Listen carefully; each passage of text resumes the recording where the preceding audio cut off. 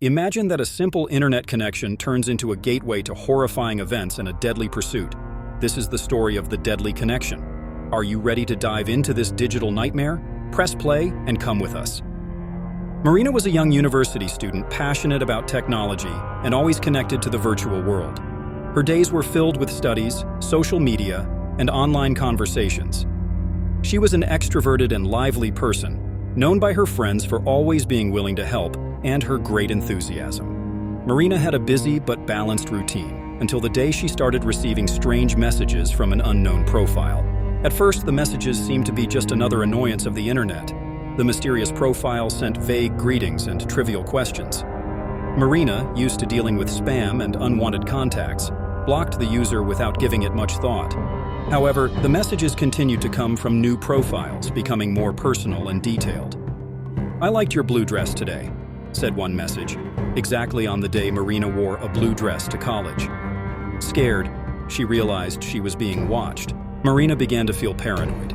She changed all her passwords, increased the security of her social networks, and even installed a more powerful antivirus on her computer. But nothing seemed capable of stopping the flow of disturbing messages.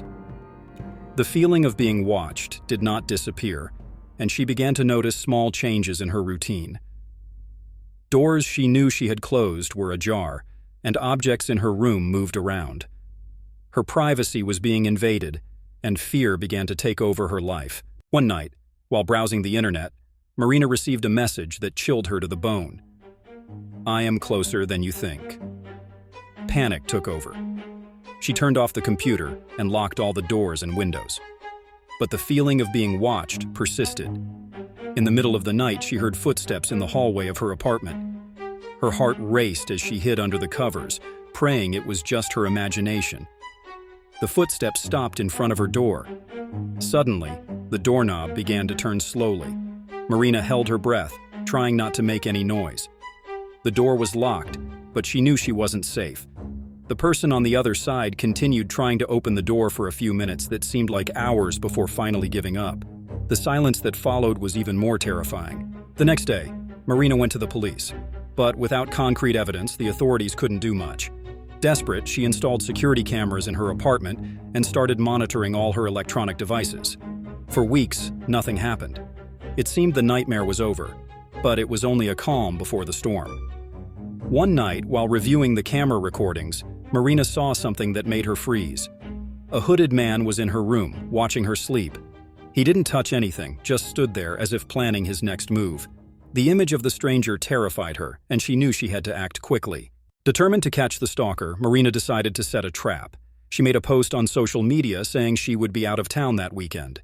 But in reality, she stayed hidden in a nearby hotel, monitoring the security cameras in real time. The first night, nothing happened. But on the second, the hooded man appeared again. He entered Marina's apartment with ease, showing that he knew the place well. Marina watched everything on her laptop, her heart in her throat.